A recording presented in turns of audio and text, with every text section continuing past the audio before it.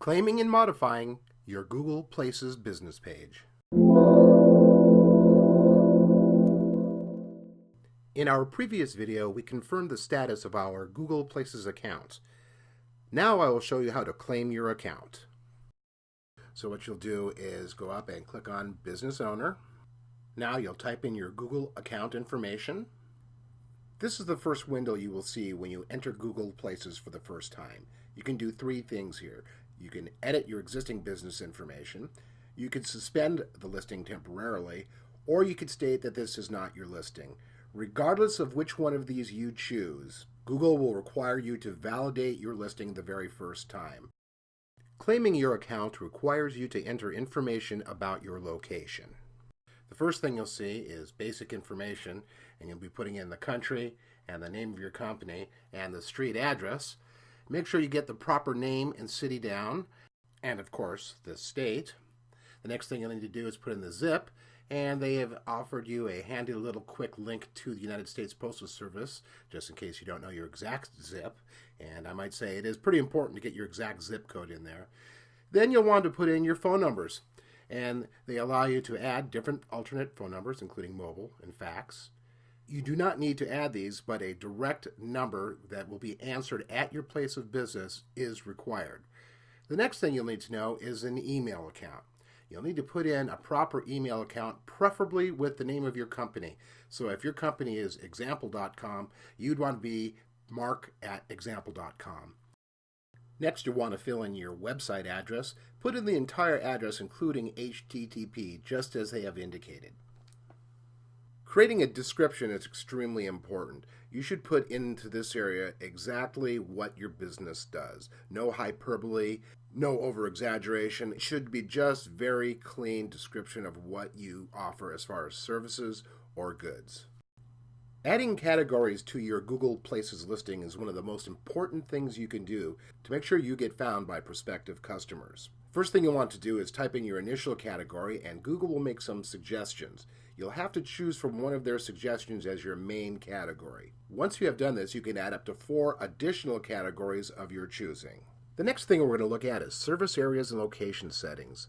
This setting defaults to no, meaning all the customers come to your location. If that's not the case and you actually serve people at other locations, click yes. The window will expand, and you can choose either distance from one location, which you could put in your business address and how many miles from it, or you could choose which areas you actually serve by zip or city. Another good handy thing to know is you can actually choose not to show your business address in the Maps listing. Perhaps you work at home, or for some other reason you do not wish to have your listings shown. Next, you can specify your hours of operations. You could say I prefer not to specify operating hours, or my operating hours are, and then you could pick each day, or choose one on Monday and then click apply to all, and everything will change. Then of course you can go afterwards and decide that perhaps Saturdays you're only open to 1 and you're closed on Sundays. Now there's another feature to this. Perhaps your business is open split hours. You're open in the morning and the afternoon, perhaps with a lunch break.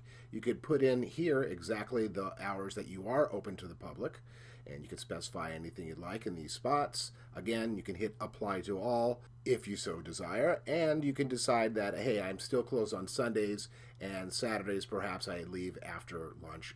Next, you could specify your payment options. You could check off everything you can accept here from your different customers, and this will be shown to the general population as they see your Google Places page. Now let's talk about photos. You can add up to 10 different photos to your account, and you should know that if you don't put your own photos up here, Google will put photos up there that it believes represents your business and your business location. These may not be exactly the best photos to represent your company, so you really should put your own photos up here. Use the photo uploader that you can see right here to add a photo from your computer, or you can specify a web address to add a photo from the web. You should know that all the photos must be smaller than 1 megabyte, and each photo must be bigger than 256 by 256 pixels, but smaller than 1024 by 1024 pixels.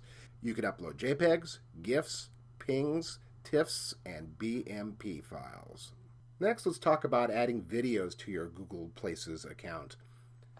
You can add up to 5 different videos to your account.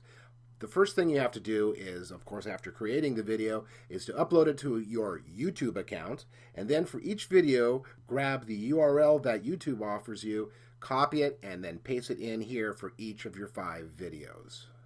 The final item you'll need to complete for your Google Places listing is any additional details that potential customers or clients could use. For instance, do you offer parking? Do you carry certain brands? Try and think of this as any potential thing that could help people decide that they would rather choose you over one of your competitors. This can certainly help you convert visitors into clients if done properly. After you have completed the initial information to claim your account and click the Submit button, Google will request that you confirm that you are the valid owner of the listing, and this can happen in one of 2 ways. They will contact your business location via phone and speak with somebody to validate that that is in fact your location, or they will send you by snail mail a letter containing a PIN and activation instructions. Make sure you follow the validation instructions thoroughly, either way you validate, and you will be set to go. The next video in our series will cover how to optimize your Google Places listing.